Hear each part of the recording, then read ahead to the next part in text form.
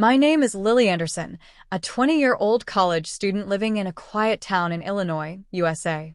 That week, my mom had gone to her sister's place in Florida, and it was just me and my dad, Mark, at home. One stormy night, after dinner, I went up to my room early and locked my door. I wasn't used to staying alone with Dad, especially with the heavy silence in the house.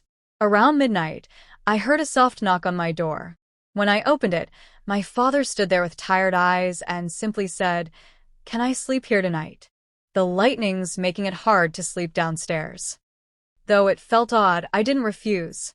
He laid down on the floor beside my bed, and I climbed back under the covers, heart racing slightly from nervousness. As we lay in the dim moonlight, he started talking about my childhood, about Mom, about regrets. But then his words became strange. He whispered things like, "You remind me of someone I loved deeply, someone I lost." My chest tightened with confusion. "Dad, what are you talking about?" I asked. He turned away, pretending to sleep. I didn't sleep that night. The next morning, I acted normal and left the house under the excuse of meeting a friend. But instead, I went straight to my aunt's house and told her everything. She looked shocked but calm. "Lily," she said, "there's something I've been meaning to tell you." Her voice broke.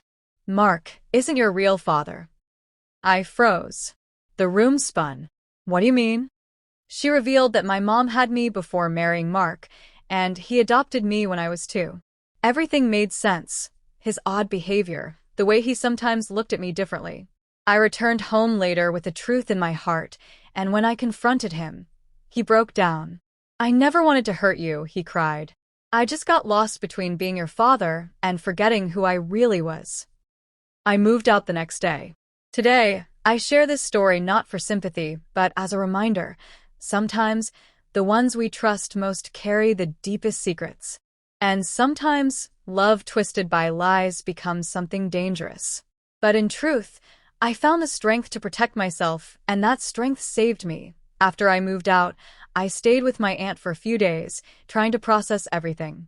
The idea that the man who raised me wasn't my real father was already overwhelming, but what disturbed me more was that strange night. The things he said, the way he looked at me, and the emotions behind his words.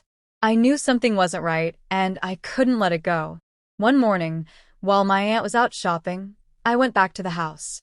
I told myself it was just to pick up my things, but deep down I needed answers. As I quietly stepped into my old room, everything was untouched, except for one thing.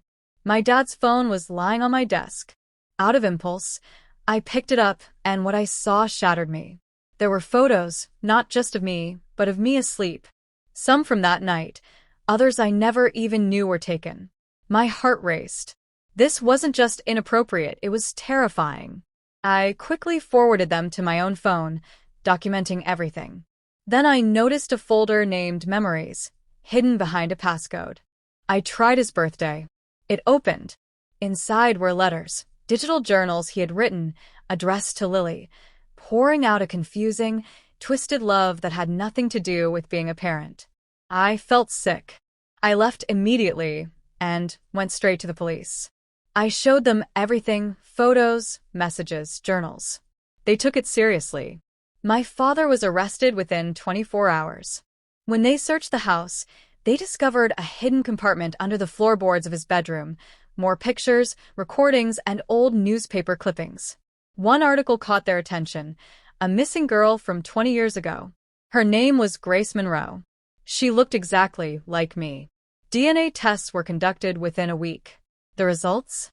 Mark Anderson wasn't just not my father, he wasn't even my legal guardian. He had taken me when I was a toddler. The woman I called Mom wasn't even aware. She had been part of the cover story, a woman who believed she adopted me legally after her miscarriage. I was the missing girl. Grace Monroe. My real parents were alive and had been searching for me for 2 decades.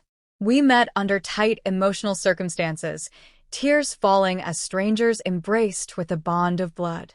I couldn't believe I had lived a lie my entire life, under the roof of a man who pretended to be my father, hiding darkness behind every smile. Mark is now serving time in federal prison. He was charged with kidnapping, child endangerment, and unlawful surveillance. As for me, I'm slowly rebuilding my life with my real family. It's not easy waking up from a false life, but it's better than sleeping through a dangerous dream.